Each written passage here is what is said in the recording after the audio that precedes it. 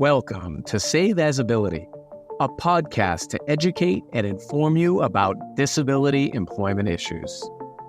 My name is David Darkangelo, and I'm your disability policy expert.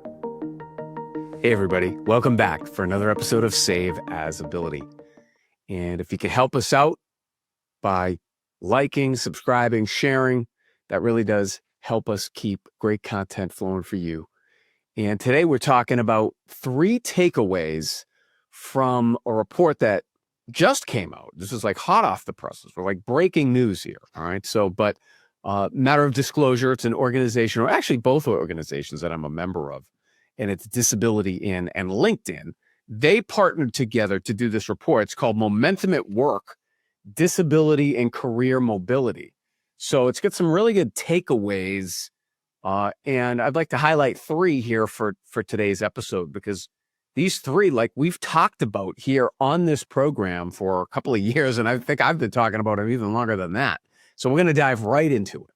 All right. So again, this is from the report that LinkedIn and Disability In combined to do, and it's around disability employment. So like our main topic here that we like to talk about at Save As Ability. So to me, the first takeaway is that people with disabilities are advancing, but a large amount of them are advancing as a result of moving jobs as opposed to being promoted.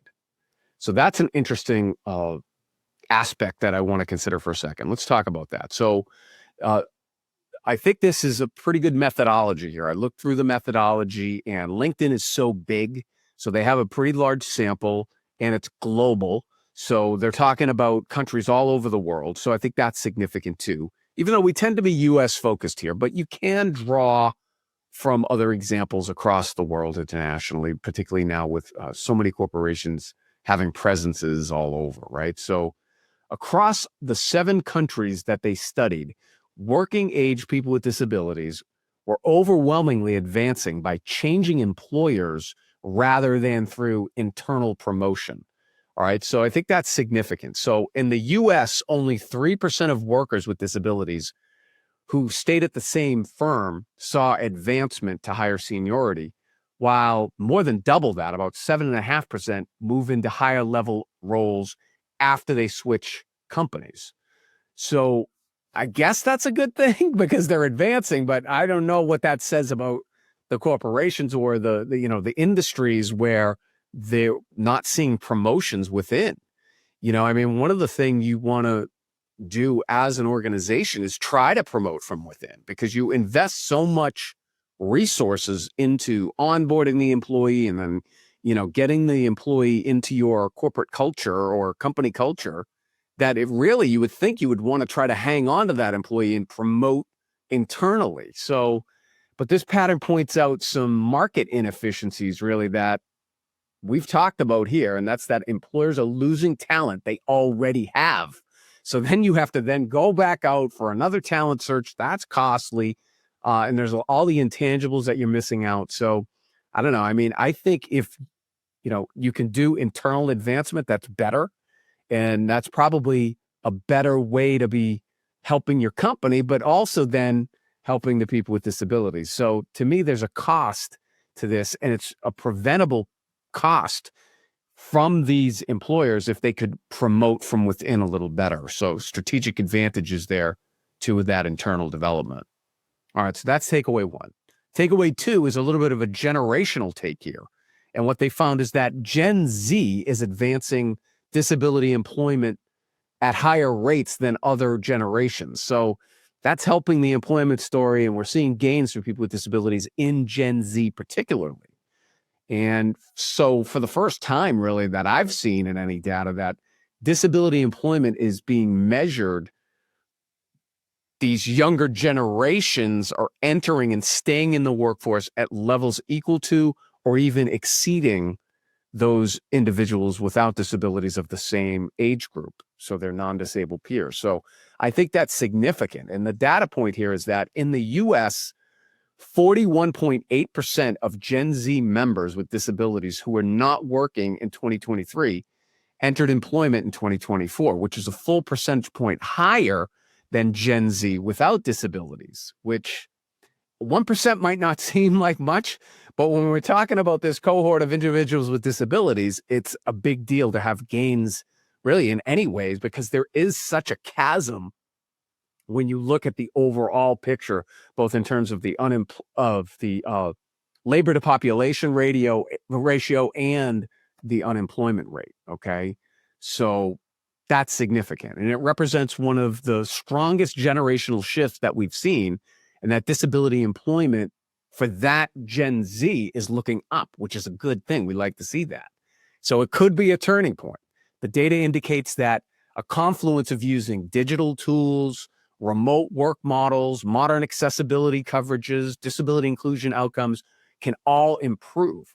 So all the topics we've talked about here on this program, that when you bring them to bear, this Generation Z, is showing that you can have gains there. That's a good thing, and that's significant. We wanted to call that out in the report. All right, the third thing that we're talking about here is really that what you see in the data is that countries or nations with strong disability laws do not necessarily show major employment gains, and so the gaps continue. So I guess it's equated to more laws does not lead to better outcomes. Matter of fact, the opposite might be true.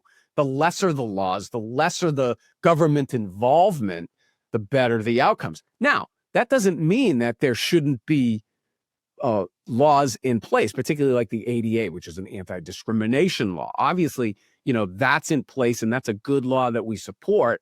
But that law just on its own, you don't see employment gains because of it, right? Okay, so that's the takeaway. So countries like France and Spain still show 10% disability employment gaps, despite very robust legislative protections and government interventions. And, it just shows you like more government is not necessarily the answer. Okay, so it supports our approach that laws can't solve the employment inequality problem or the employment gaps that we've been talking about. Less government is more likely to show you better gains. So, and it suggests that employers' policies and, putting accountability frameworks in place, whether it be the DEI index or, all the other measures out there that you can look at, those are a good thing. Those produce real world data points that corporations are interested in, and, accountability and all of that. That's good. We believe in the meritocracy, and this really kind of supports that, okay? That when you measure it and when it's done professionally, that's where you see the gains, all right? So the policy sets the floor, and then the leadership raises the ceiling, I guess, like the accountability and, having that creative vision to be able to improve outcomes for people with disabilities. So we're very pleased with this report overall. A little bit of a mixed bag with some of the results, but I think it's good that we're combining, or Disability:IN is combining with LinkedIn here, two big organizations, to be able to produce data. So it's a good thing. So we'll continue to go through this, and if there's more things, we'll talk about it, or maybe we'll even have a guest. So we just had a Disability:IN guest, but maybe we'll have somebody from LinkedIn on. But let me know in the comments. Please like, comment, subscribe, share, help us keep great content flowing for you. It's David D'Arcangelo, another episode of Save Visibility, and I hope you have a great day.